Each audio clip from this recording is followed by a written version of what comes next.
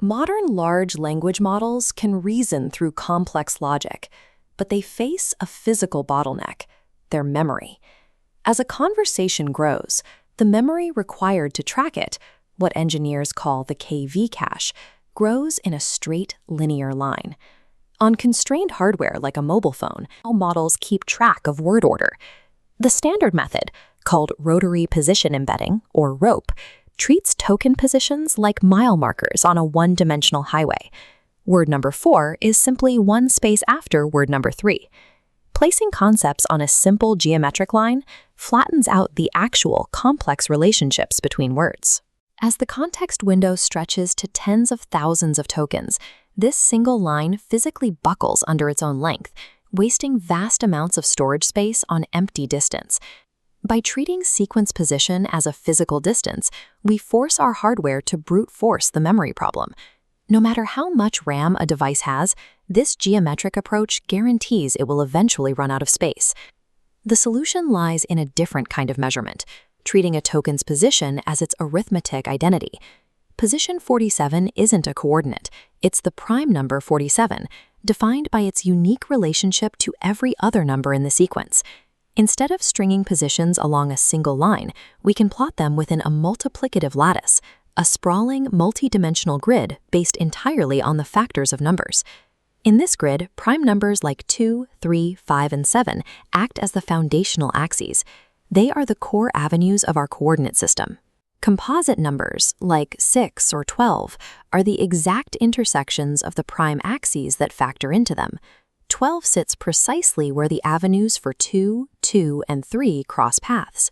Using these prime number coordinates allows the AI to track relationships through shared factors and harmonic resonance. This mathematical grounding keeps the context coherent over thousands of tokens without needing to hoard infinite storage. If positions are defined by primes, the entire sequence of context becomes a superposition of prime harmonics.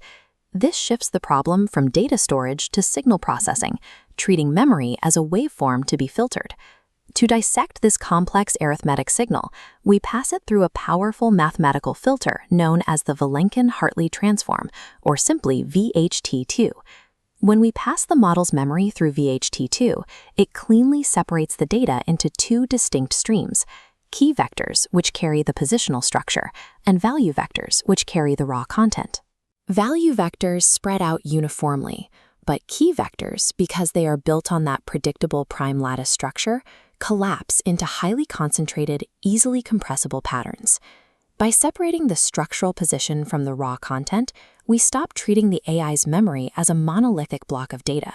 Instead, it becomes a manipulatable, highly filterable mathematical signal. Because the attention mechanism relies on multiplying key and query vectors, any error in that math ripples through the entire model. We measured this relationship and found a precise scaling law. The model's perplexity is directly predictable based on how accurately we reconstruct those keys. Mapping the key vector's energy shows 86% of the signal concentrates in the first column.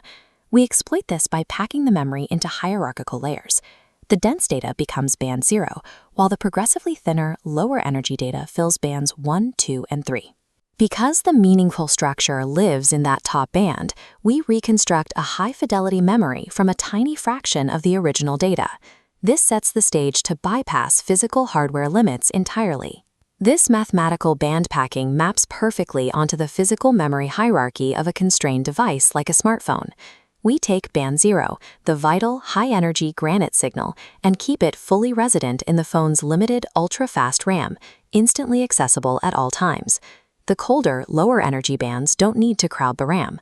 They are evicted and sent to the phone's slower NVMe disk storage. To make sure those cold bands don't cause lag when they are needed, they are saved to the disk in a band major layout. This formatting groups all of band 1 together, allowing the hardware to read the data in one lightning-fast sequential sweep, instead of hunting for scattered pieces.